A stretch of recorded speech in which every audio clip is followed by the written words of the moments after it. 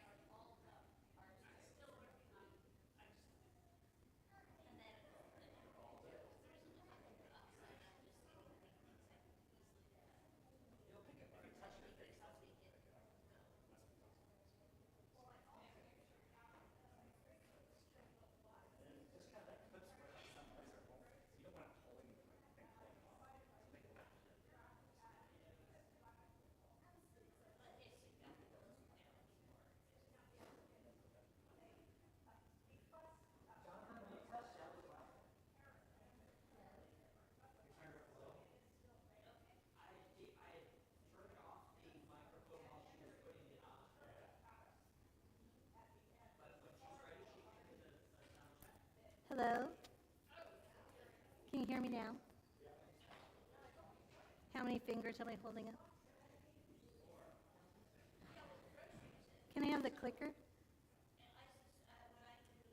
Are we going to be stuck on this slide forever?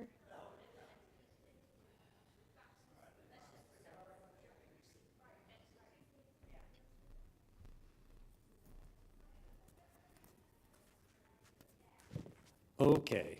Hello, everybody. I'm going to say a prayer for Shelley, and then I'm going to corral the last few people from coffee hour who might still be lingering. We had a baptism, so it might take a minute or two. So let's pray. That's for you. God, we ask you to open our hearts and minds to Shelley's teaching about an amazing person in Dorothy Day. May we learn to experience her joy and her commitment to justice. In Christ's name we pray. Amen. Amen.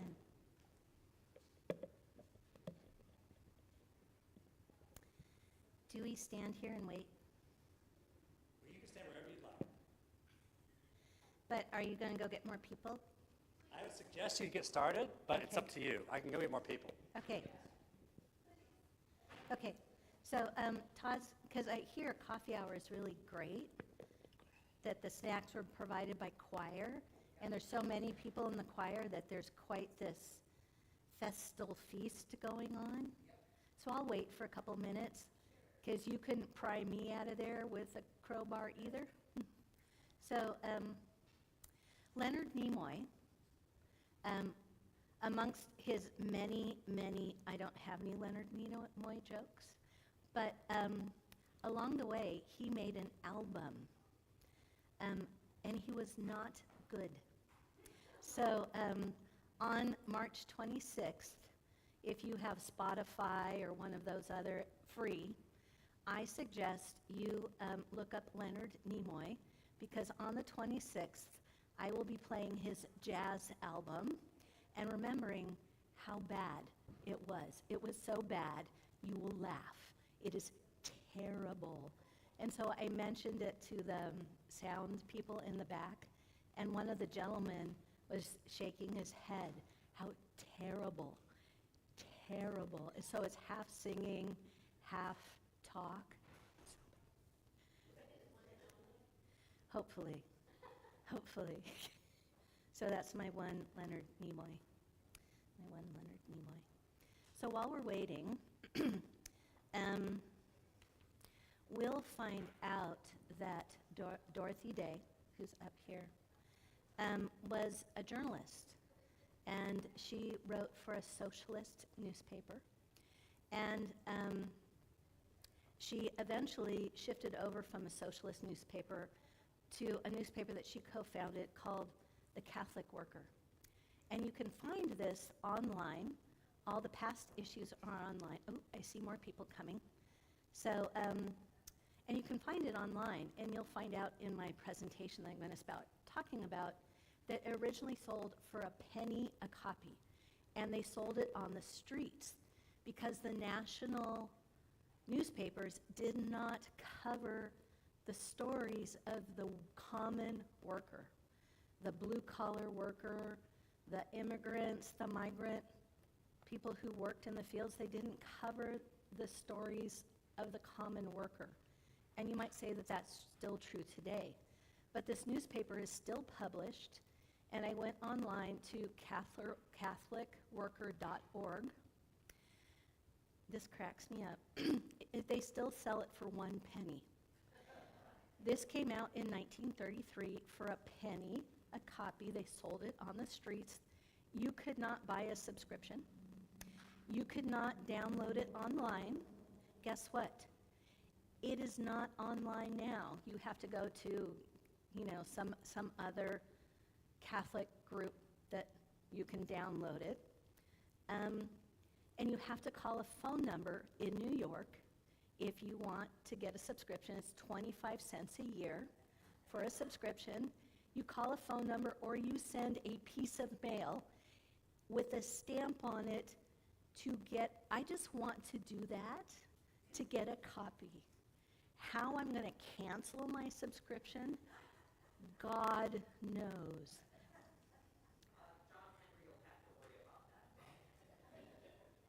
Okay. Okay, more people are coming in, so I'm just going to give them one more minute. So if y'all want to join in, we can put all of our subscriptions, and we're going to have to write a check for 25 cents each. Or are we going to put a quarter in the envelope, taped?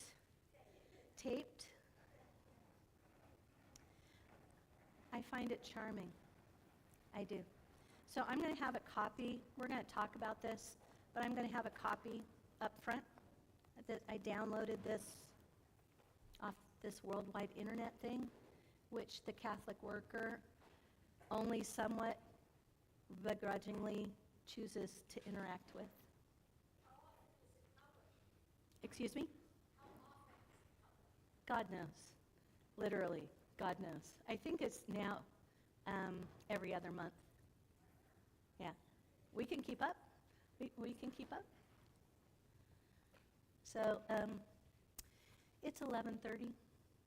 I'm not going to try and hold you until 2 o'clock this afternoon. I'm going to do my best. But know that I've been a college lecturer, and I used to have 3 hours. But I will do my best. So these should be, all of you should have one of these. Do you have one? If you don't, Sally has copies. And if you haven't chosen something to meditate on during Lent, consider this for yourself. And we'll get to this in a second. So who is Dorothy Day? Let me see if the slides work. Yay. So this is a question. And if you're part of book group, I see 3 or 4, could you just stand? If you affiliate yourself somehow part of book group, I'm going to trip on this, so I'm going to stand up to keep me from tripping on the dice. These are my companions, and I just wanted to say hello. Now I'm going to stand off the dice because I feel too tall. St. Timothy's Book Group. I'm a member, and this afternoon, this morning, whatever time it is brought to you today by St. Timothy's Book Group. In the fall of 2024, and y'all are welcome to join us in the future, we are an open, eclectic book group, men and women, though the men don't come, but that isn't, that is not a permanent state of being. Fall 2024, we read a piece of historic fiction called Becoming Madam Secretary, and it was on the life of Frances Perkins. It was written by Stephanie Dray. Hi, Cindy. I'm not going to make Cindy stand up by herself. I wouldn't do that, but she's also a member of our book group. Sorry, Cindy. It was written by Stephanie Dray, came out a couple years ago. It's on the life of Frances Perkins. Frances Perkins is a fascinating person. She was a Secretary of Labor under Francis Delano Roosevelt. From 1933 to 1945, she served 12 years, the entire time that FDR was in office. So she had a 20-year career before she stepped into that position. It's not like she was walking down the street, FDR said, I need DEI, so I want you to serve. Oh no, oh no. She had a master's degree. Look at the date, 1933. The woman had a master's degree. She was dedicated to her work. So she was the first woman to serve in that position of a cabinet member, and she was pretty much the author of what we call the social safety net. So in that position, Social Security, unemployment insurance, federal minimum wage, child labor laws came about. And this was in the rise, look at the date, 1933. This was at Regain. Stock market crash, the recession, and the rise of the Depression. Who gets hit first? Everybody on the margins first, then the working poor, then blue collar, then everyone else. Then we had huge environmental issues. Think of the grapes of wrath. Boom, boom, boom. How's the government going to respond? Social safety net. Pastor Susan has a tendency to stop by book club, book group. She does it. She does her rounds to end. We meet on Sundays over in Overby. Should anybody want to come join us? After this, we're going to do that this Sunday too. We finish second service. We go over to Overby. Pastor Susan has a tendency to stop by. We read about Frances Perkins. Pastor Susan, we asked her the question. Frances Perkins, who was an Episcopalian, by the way, and she has been made, I think she's a saint. We celebrate her under lesser feasts and fasts, and her saint day, we remember her on May 13th. May 13th. So we asked the question, were there Christians who stepped forward? Frances Perkins stepped forward in a governmental position in the cabinet of FDR. Who stepped forward as a person of faith? Who's Dorothy Day? Sue Klingman actually read the epilogue to the book. Shelley didn't, on the book of Becoming Madam Secretary. And Sue Klingman said, well, Dorothy Day was mentioned in the epilogue, and the person who wrote the book, Stephanie Dray, said, well, if I mentioned everybody who was working at the time to help quell, there were millions of people in breadlines who would have, in normal times, been able to care for themselves and their families. They couldn't. And so Dorothy Day was mentioned, and Sue Klingman, who read the epilogue, pointed it out. And Pastor Susan picked up on that. So the reason why we're talking about Dorothy Day today was Shelley raised her hand and said, That'd be a great idea to study during Lent. Where are we?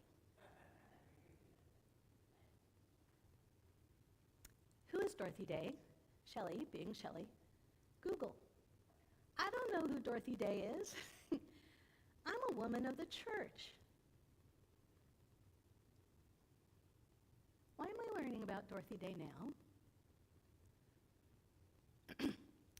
Well, she was born in 1897, died in 1980 at 83. She was born in Brooklyn, but her family moved frequently. Her father was a journalist. He wrote horse racing papers. Part of her life she spent in San Francisco, and she was here for the 1906 earthquake. It had a major impact on her life. She was not churched, particularly her mother was an Episcopalian, but she felt this call of God in her life, and different neighbors who had a religious background, she would kind of like move and be close to them. She spent the last 50 years of her life in Lower Manhattan. She felt a call to be with the working poor. And so Lower Manhattan, if you've spent much time, the tenement setting. She had one child, Tamar, and Tamar had 9 children. She had 9 grandchildren, and she was devoted to them. She was a journalist, a social activist, and an advocate for the poor. As a journalist, she started out, so her life, her father was a journalist, her older brother was worked for a socialist newspaper. And at that time, in the 1910s, 1920s, socialist was not a bad word. Now we sort of like, it scares the horses. At that time, it did not. It did not. And so she decided, she went to college for 2 years at University of, thank you, Urbana. Thank you, somebody who read the book. She went to University of Illinois, Urbana. She only lasted 2 years. She wanted to get out there and do things. And so she started working for a socialist newspaper in New York. And she wrote, as a socialist, she wrote on the behalf of people who were being exploited as workers. People who were being exploited as workers. That was her call. That was her work. And then she went on to be an advocate for the poor. And she did years and years. She was a suffragette. She marched, and she got herself thrown in jail. That was pretty much de rigueur. You stand up for what you think is right, you get thrown in jail. Then you get released, but you get thrown in jail. Then she converted to Catholicism. I wrote 30, I think it was closer to 28. And her life takes on a different path. A very different path. And she begins to see people differently. And she begins to see her work differently. And she begins to see everything through a sacramental lens. And it becomes very, very important. The whole thing turns on its head. We'll talk about that a little bit more. She co-founded the Catholic Worker Movement in 1933. And look at the date. It starts on May Day, May 1st, 1933. So May Day, not so much now. 1933, May Day is the Workers' Day. The Workers' Day. 1933, the height of the Depression, millions and millions of people out of work who want to work. There is no work. People who want to work are in bread lines. People who want to work are in bread lines, who had jobs, who don't have jobs. They start it on May Day. They start this magazine, newsletter, The Catholic Worker. It opens on May Day. They sell it for a penny a piece on the streets. The first print run had 2,500 copies. Dorothy Day started out as a journalist. She knows how to write newsletters. By 3 years later, 150,000 print run per week. then it grows exponentially from there. They did not mean to start hospitality houses where they're feeding people, caring for people. That is not what they started out to do. People said, you write stuff like this and you're not caring for people? Who do you think you are? So they did. So they don't keep statistics, but there are about 200 of these care houses in existence now around the country. And we have one here in Berkeley. There's also one in San Bruno on the other side, but we don't go over there, right? It's too far. This one's here in Berkeley. Yeah. Yeah. Somebody was talking to me, Peg. You know Peg Miller from Early Service? Everybody know Peg? She was talking about this last week. So the Dorothy Day house, I gotta talk fast because there's somebody I want you to meet. Okay, he's not here, he's on, but I gotta talk fast because I want you to meet him. I have him on tape. So the Dorothy Day house is in Berkeley, California, founded in 1992, and they started feeding people breakfast in People's Park. People were hungry. They started feeding people breakfast in People's Park. And they have grown and grown and grown. And they now have this property. And they don't ask people, are you poor? Are you blue collar? Did you used to work full time and now you aren't? They don't ask. They feed people. That's what they do. And so they've been going, 33 years now? Going strong, not looking back. That's what they do. And now they are the largest outreach in Alameda County. Day in, day out, day in, day out, the Dorothy Day House. And so looking at their website, wow, they do it the Dorothy Day way. I'm like,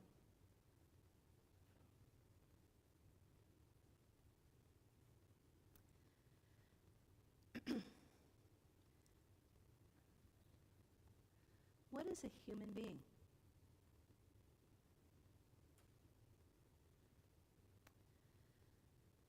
When Dorothy Day converted to Catholicism, she was not raised in the church.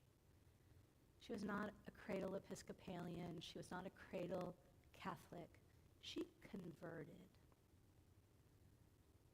And there's a lot written about her, and this is her autobiography, her spiritual autobiography that we read. But in the heart of it, what is a human being? And if we understand her sense of what a human being is, then we'll know what the Dorothy Day way is.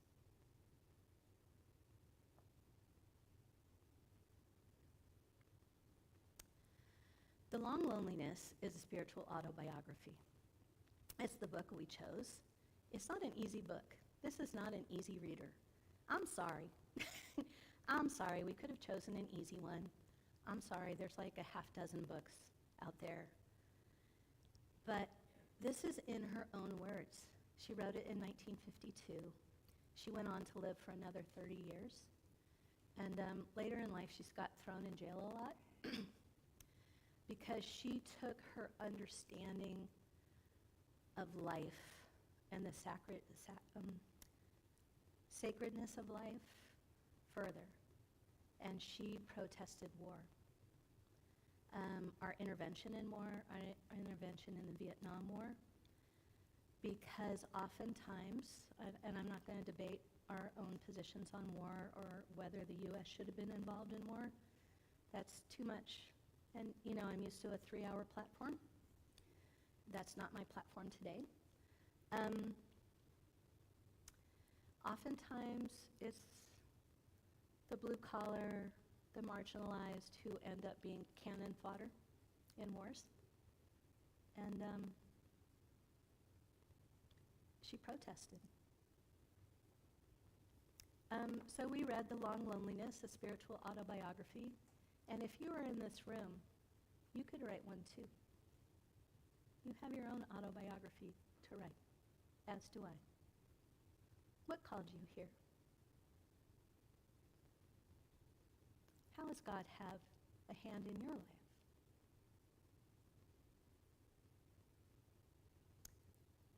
The card. And this is a quote from The Long Loneliness that struck me. In reading the book, you'll have your own. We cannot love God unless we love each other. We cannot love, and to love, we must know each other.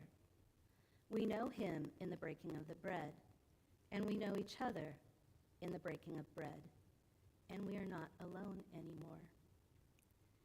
Heaven is a banquet, and life is a banquet too. Even with a crust, there is companionship. Dorothy Day, The Long Loneliness.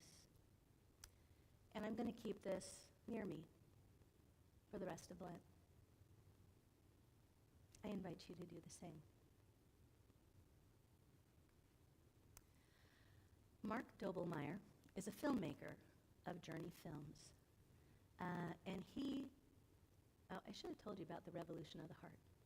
I'm not going to back up through my slides, but I forgot to tell you something. Give me a second.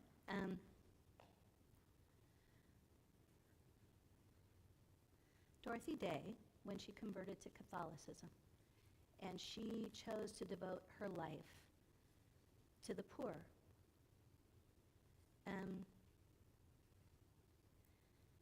She believed, as we do, that God preferenced the poor. God preferenced the poor. I speak softly.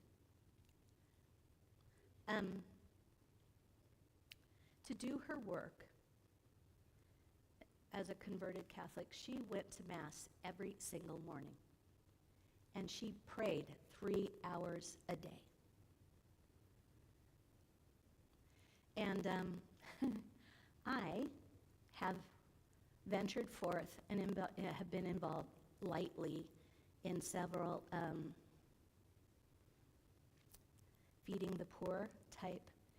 And I've had my butt kicked and handed to me on a plate. And I have wondered why I have not been able to do this successfully. I'm like, no wonder, Shelley. I was not prepared. I was not prepared. And reading Dorothy Day's autobiography, I'm like, no duh, that I did not know. I didn't know. Back to Martin Doblmeier, filmmaker, Journey Films,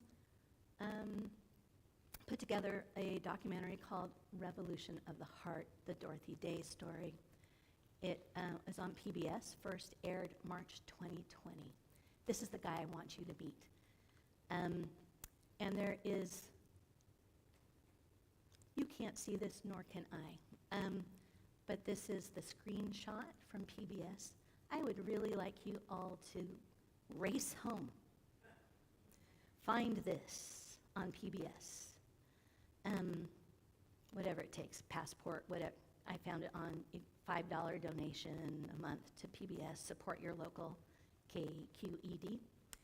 And when I move to the next screen, a video will start, and it's a 3-minute trailer for this PBS. And then after that 3-minute is a 15-minute interview with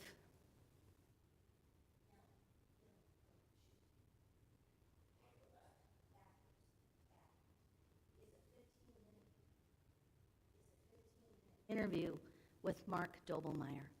I'm sorry if I go over my time, but this is such a good interview because Martin Doblmeier has been working on this documentary for like 10 years. And if I just met Dorothy Day 2 weeks ago, because in my very long time of being a Christian, and I just met her. I don't know why. Martin Doblmeier has been working on this for years, and I want him to take over. Okay? Fair enough? And I'm going to come back when he's done for just a little bit. Great. Can we cut my mic so people don't hear me blowing my nose?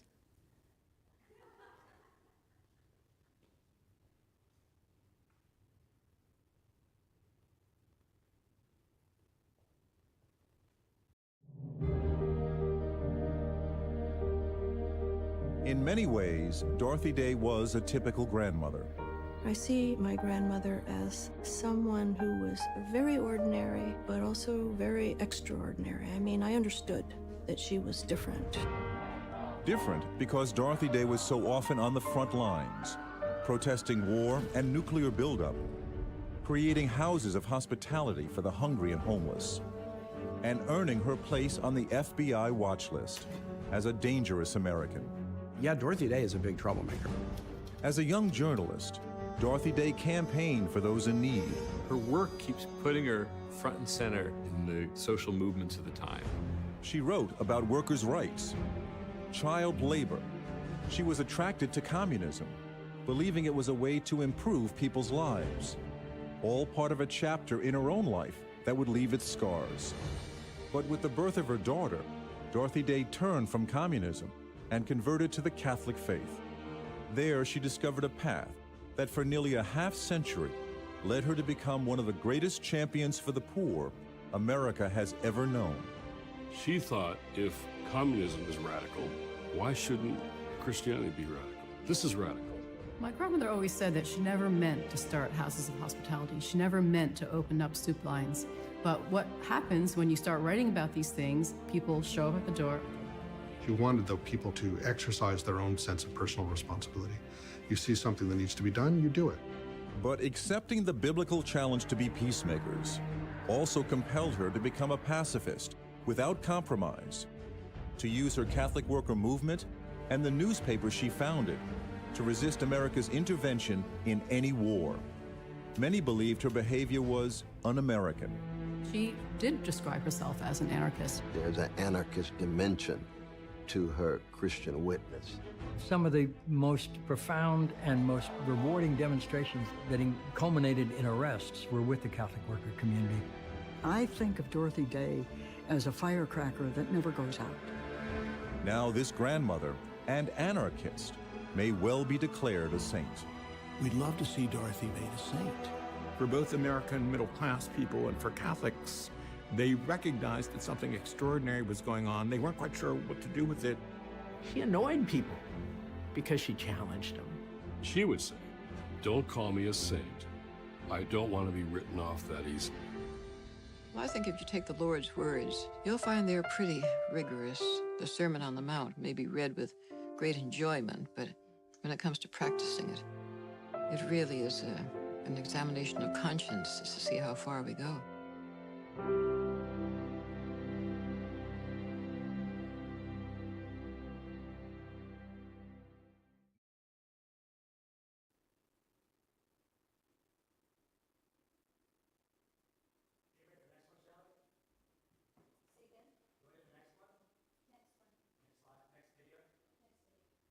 I believe in miracles, of course.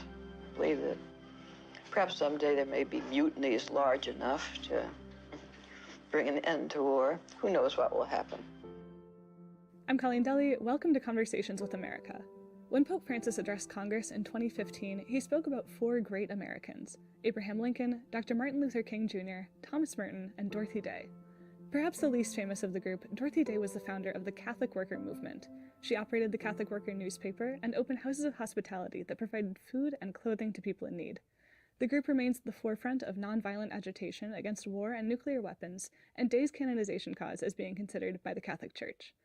Joining me today is Martin Doblmeier, the filmmaker behind the new documentary Revolution of the Heart, The Dorothy Day Story, which premiered on PBS March 6th. Welcome to the show, Martin. Nice to be here, Colleen. Thank you. I want to start by asking you, why make a film about Dorothy now in 2020? Well, I think that without question in my own mind that Dorothy Day probably is the most fascinating, I think challenging and courageous American figure of the 20th century. Not just a Catholic figure or a woman, I think just across the board one of the most engaging, dynamic, dramatic figures of the 20th century. I think she's fascinating because she embodies this tension, this natural tension between being a very traditional Catholic who attends Mass every day, prays the Rosary, reveres the saints, studies them. That's a traditional Catholic in my mind. And yet at the same time, she is an anarchist at heart, a revolutionary at heart. And she seamlessly puts those two things together. So that's what I think makes it really fascinating. And then I think she's also challenging because for me, at least, as a Catholic, as a person of faith, you can't look at her life and not think to yourself, well, am I living my own faith up to the same standards and level and the same kind of commitment and no compromise commitment that Dorothy Day did? And then I think, third of all, in terms of courage, imagine 1933. Put yourself in the mindset of 1933. You have 12 million unemployed, desperate people in this country. And she decides to open the doors and say, all are welcome. We're going to feed you and take care of you. And a woman doing this in 1933. And then during the middle of World War II, she decides that we're going to stay pacifist. And imagine all the pushback that she would have gotten, all the letters and all the anger that was sort of reverberating around America about not being courageous enough to step up. And she saw courage taking her in a different path. So to me, that's why she's fascinating. She's challenging, and she's just as courageous as all get out. And that for me as a filmmaker, that's a perfect combination. Absolutely. She's such a captivating character. You were interested in her for a long time. Can you tell me a little about your background with Dorothy? Well, I was a very young writer at the Providence Visitor, which is the Catholic newspaper in Providence, Rhode Island. It was my very first job. I have a degree in religious studies. I just gotten through studying religion formally and wanted to see if I wanted to sort of dip my toe in being a journalist of some kind. And so I would spend the days at the office of the newspaper, and we would have stories coming across the old teletype machine about Dorothy Day and all the activities that she was up to. So she certainly captures your spiritual imagination right from the get-go. And as I've always been saying, it just seems interesting that I waited 35 years to finally get around to making a film about Dorothy Day, but she certainly was worth the wait. Yeah, that's kind of what I'm wondering about is, you waited 35 years. Why'd you decide that she was next? Well, I'm in the midst of a series of films. I'm doing a series of biographical films for public television, national public television, on people that we consider to be the prophetic voices of the 20th century, religious figures, great religious figures. So the first one was the great American public theologian Reinhold Niebuhr. Second one was on the African-American theologian Howard Thurman, who was such a big and important influence, a mentor to Martin Luther King Jr. and the entire civil rights movement. And then the third one now is Dorothy Day, and then the fourth one will be, we're in the midst of production for that now too, on the great Rabbi Abraham Joshua Heschel. So I think together the four of them really paint an extraordinary picture of American religious life, and they're really seminal characters that some people would say are being forgotten, and myself, I think they can't be forgotten. I think their contribution to their own time and what they leave to us today can't be ignored. Right. Now, all the people that you name have kind of, I don't know, they're complex figures in their own ways. I've read a little bit about Howard Thurman and Niebuhr. How do you go about depicting the complexity of someone, and someone so complex as Dorothy in this case, who was a suffragette but never voted, who was a Catholic and a radical, how is it that you approach the challenge of depicting someone so complex in such a short film, 1 hour? Yeah, that's the big challenge for all of us. I get 1 hour, like you said, and when the Pope mentioned Dorothy Day at Congress, when he came in 2015 and spoke in Congress, I did the interview afterwards with Tim Kaine, Senator Tim Kaine, and Tim was kidding, but he said a lot of his senators and other Congress people came to him later on and said, well, why is the Pope talking about Doris Day?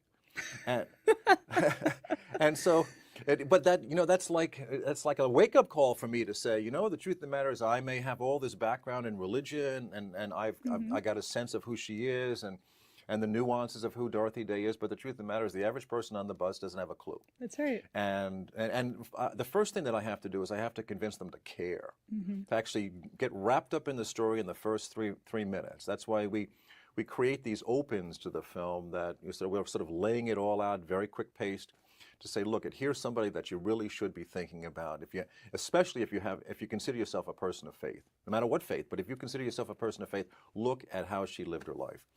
And you just start to peel the film apart. And every single day I have to make decisions about, is that worthy? If I've only got 57 minutes to tell the story, is that getting in the cut? And I'll sit around with teams of people and we'll sort of throw out things on the table and I'll sort of watch people's eyes and see what connects. But most of the time it's just instinctive. You just have to hope to God that you're making the right calls. And we sit in an edit room well, you know this because you do television production. You sit in an edit room quietly, a dark room, and you hope to God that you've made the right decisions. But it's not until you bring it out into the public and actually show it in front of people, and you can hear their responses, that you get a sense whether or not this is working at all. And that's been really gratifying. I've been on the road now since the middle of January, doing events all across the country with the film and presenting the film, talking about Dorothy Day and engaging in audience discussions and everything. And I hope I got it right. It remains to be seen, but public television saw the film and they said, yes, let's do it as a special for Women's History Month, and that's been very exciting. What are some of the things that you had to cut that you wish maybe could have made it? Well, I'll save it by saying that, yes, it's only 1 hour, but we do have an enormous amount of material that we always include on our website for educational purposes, but all the stuff that doesn't wind up getting put into the film, because we have great people that we interviewed in the film. And so, yes, there's a lot of stuff that doesn't make into the final film, but we hope that we've made the right decisions. One of the things that I didn't get to put into the film that I miss, I think from an artistic point of view, is that it's really interesting that how many artists were attracted to Dorothy Day. So I didn't really, I talked a little bit, or we sort of presented a little bit of Fritz Eichenberg and the wonderful etchings that Fritz did. He was a Quaker, but he was attracted to Dorothy Day for the pacifist peace movement from Dorothy Day. Adi Bethune was another artist that was involved in the Catholic worker right from the get-go. So that whole notion of the artist side and everything, we didn't get to do too much about that. I wish I had more time to talk a little bit about Tamar, Dorothy's only child, and the mother of the 9 children, the grandchildren that Dorothy Day had. I wish I could have spent a little bit more time with that.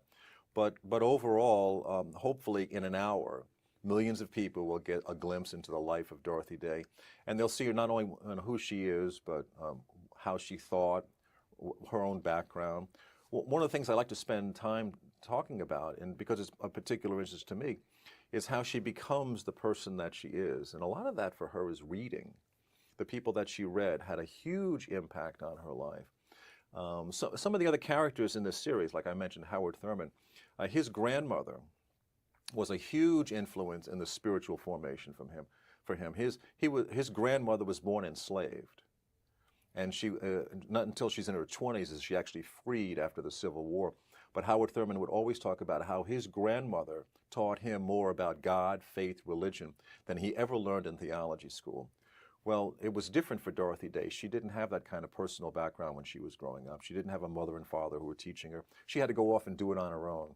So she's reading the Psalms, the Bible. She's reading Dostoevsky and Tolstoy through a religious lens. All of this is sort of feeding her soul, and she always talked about feeling haunted by God, and that's a word that's continued to stay with me because I think that really does, that reverberates for me personally, always thinking about how God is kind of calling you out in a kind way, but the whole notion that Dorothy Day had about the whole idea of God haunting you, always there, always present, calling you out to respond. Yeah. I think those are the kind of things that we wanted to make sure that we got into the film because I feel it, and I think a lot of people in the audience might feel it. Can we go a little deeper on that? I mean, you've made so many films with these spiritual icons. I wonder, what's been the motivation for you, I guess, personally? Well, I started this work back a long time ago now, thinking that in the most simplistic way, Colleen. I kept thinking, well, I have a degree in religion. That was in the mind. I was, reading books and kind of attracted to it. And now even today, when my wife and I would go into a bookstore, I head off to the remaining bookstores. Not many bookstores left in America, but when we go into the bookstore, I go off to religion and philosophy, some of history. She goes off to fiction. And then whoever has the most books at the end of the run pays. That's how we do it. It's a great system. So Yeah, it's fair. I just think it's fair. Fairest way to do it. But this has always been in my mindset. This is always what I've been thinking. So I thought to myself, I majored in religion. I was never really intending on being a minister. That's kind of wasn't me. But I just thought I'd like to put myself in a position whereby every day I can get up and have a reason, an excuse to read these books and meet these people and engage and talk to people about this. And I know deep down inside that I get a chance to engage people, whether it's Jesse Jackson and the civil rights icons that I admire so much, or Martin Sheen, or talk to these people about Dorothy Day or Joan Chittister, who I have great admiration for. And I know that they they entertain me because I'm a filmmaker. That if it was just me reading books, I'm not sure how far I would get. But the filmmaking becomes the avenue for me to be able to engage with these people and talk to these people. And hopefully it continues to feed my own spiritual life. I always say that I don't think of myself first as a filmmaker.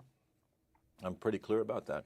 I'm interested in how God is alive and well and working in the world through the people that we engage with every day. So my interest is religion, and my way to engage with that, to ask questions about that, to speak about it, to create works around that is the filmmaking. But that filmmaking could change at any time. I mean, tomorrow I could just write books or try and do plays or something else. The filmmaking is just a vehicle for me. The real quest in my life is to try to understand how God is alive and well. And what have you learned? Well, God is alive and well and haunting the heck out of me all the time, trying to call me into understanding how to think about it in a different and deeper way. And that I look at somebody like Dorothy Day and say, oh my gosh, is it really true? I said to Kate Hennessy, is it really true your grandmother spent 3 hours a day in prayer?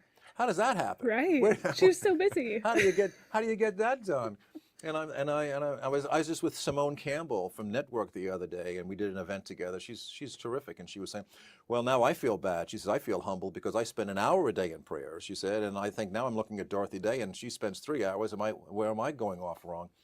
But partly I do these films because I love it, but it also calls me to understand, what is God calling me to do? How does God call me to be in the world? And so certainly after having made the film on Dorothy Day, I'm much more intentional now about my prayer life. I'm much more thoughtful about what God is calling me to do. I see people, and I'm trying my best to see people in a different way, so I can reflect what I hope other people will see in her, and that's the point of all of this. She embodies so much of what we need now, which is genuine empathy for others. Her life was instinctual. She saw someone fall, she'd help them up. She saw someone hungry, she'd feed them. She leaves us with a model on how to be authentic, how to have integrity, how to live as if your life really means something.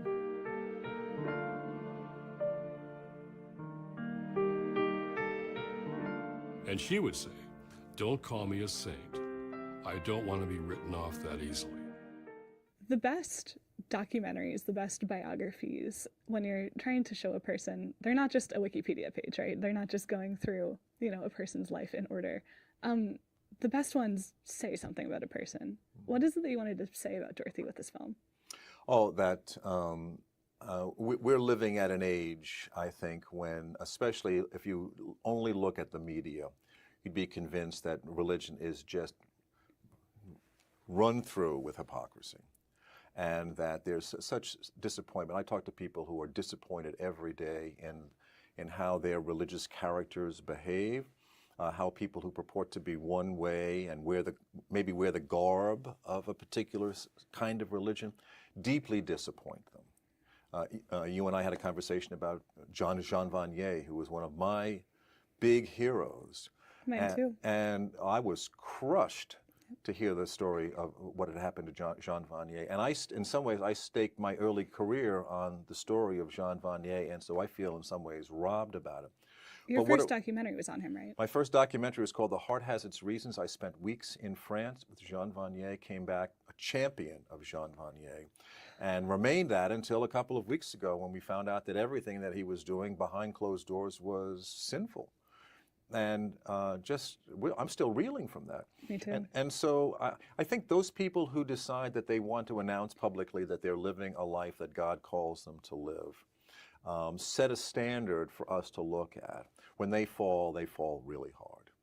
and it is very painful. And one of the things I wanted to say about Dorothy Day is that when you look at her, it seems as though from all the angles that you look at, you may not agree with her. In fact, you may detest some of the political positions that she took.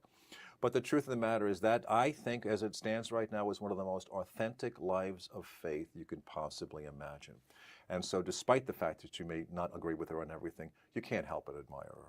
And that should engender your own sense of God and your own sense of that humanity really does find ways to connect to something greater than itself. And here's a model of somebody who actually did that, and we all benefit from that. That's right. All right, Martin, thank you so much. Congratulations on the film. Appreciate you coming onto the show. Thanks. Pleasure. Thank you. You can watch Revolution of the Heart, the Dorothy Day story on your local public television station and learn more about the film at journeyfilms.com. And for more videos like this, you can subscribe to American Media's YouTube channel. Thanks for joining us. Hi, I'm Ashley McKinless, Associate Editor at American Media and host of the podcast Judge Whitticle. Thanks for watching our video. If you want to see more from America, hit that red subscribe button right there. Oh no, not that one. The other one.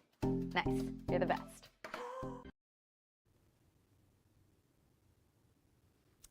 John Hager just gave me the thumbs up. So with this, I'll close.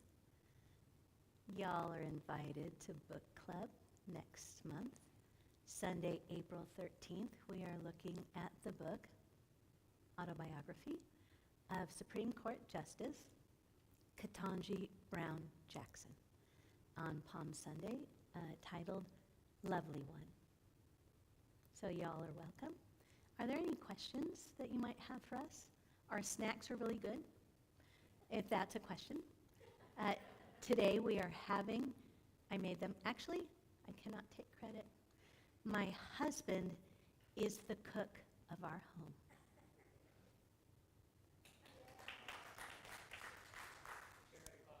And we made cherry pie because, as we know, in our country, revolution, our country was born out of our telling a king, no, we have the right to protest, as did Dorothy Day. She has the right to protest. We made cherry pie squares. Please come and have some. So real quick, Pastor Todd gives his regrets. He had a meeting that he needed to get to, so he wanted to thank everyone for coming today. Thank you for a wonderful presentation. But again, if people here have questions, please talk into the microphone. No questions, it looks like. Thank you very much again. If you have a closing prayer, you can give it. Thank you for coming. And you can come join book group even if you didn't read the book. We'd be happy to have you join us, and we'll go a little bit more into depth. And we have continuing snacks. So, ever-evolving snacks.